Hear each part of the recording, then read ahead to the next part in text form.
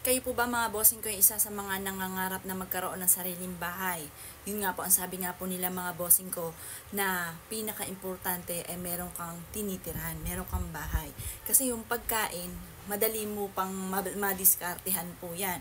Kahit magdildil ka ng asin sa loob ng inyong tahanan, at least meron kang sariling bahay. Bumagyo man o ano man ang mangyari, meron kang sisilungan.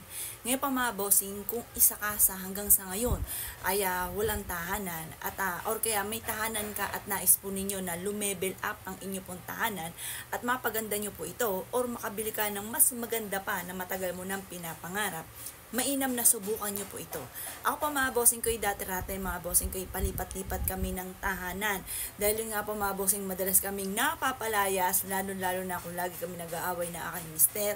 Yung aming tinitirahan ay naiiyamot sa amin at lagi kaming napapalayas mga bossing ko. At lagi kong wini-wish na magkaroon kami ng sarili namin mga bossing ko ng tahanan. Nagkaroon kami dati mga boss ko, pinatira kami ng nanay. Isang di pa lang po yung lapad po niya. Wala rin kami pambili ng kutsyon. Kung saan po kami kumakain, pupunasan lang po namin yon, lalatagan lang namin ng kumot. Ang anak ko pa na yan ay si Joelyn. Tapos doon na rin kami natutulog mga bossing. Ngayon po, like ko sinasabi, na magkakaroon din kami ng sariling bahay. Ngayon pa mga bossing, subukan nyo po itong gawin mga bossing ko at epektibo po ito. Bukod sa pagiging positibo, lagi nyo pong sasabihin, laging salitain ay panay mga magaganda. Ngayon pa mga bossing, ano po ba yung aking ibig sabihin? Kailangan lamang po natin mga bossing ko ng kandila. Pagaganahin natin ang ating law of attraction. Kung ano pong ating sinasabi, kailangan nagmumula sa puso. Yung talagang gustong-gusto po ninyo na maganap. Kailangan natin ng kandila na kulay dilaw. Ang dilaw mga bossing ko ay for ano po yan, for abundance mga bossing. Swerte po ito. Ngayon po mga bossing, kahit sa mga kalamidad, maganda dilaw ang inyo pong ginagamit.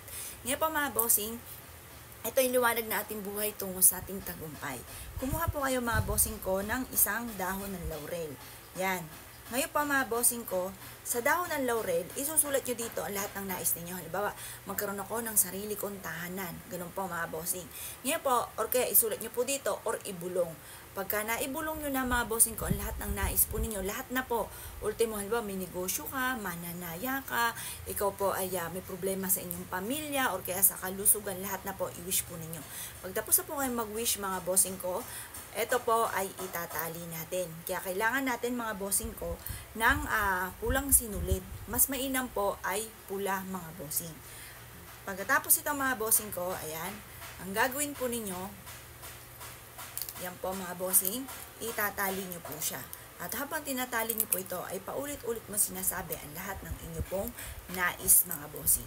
Pagtapos na po ninyong itali mga bossing ko, ibulong nyo po muli sa ating kandila. Mas mainam, hindi pa nagagamit yung kandila, ibulong nyo po muli ang inyo pong nais. Na halimbawa, gusto ko na magkaroon ng sariling bahay, gusto ko na matupad lahat ang aking mga pinapangarap, gusto ko na ako'y maging matagumpay, gusto ko na ako'y yumaman. Walang masama po doon mga bossing.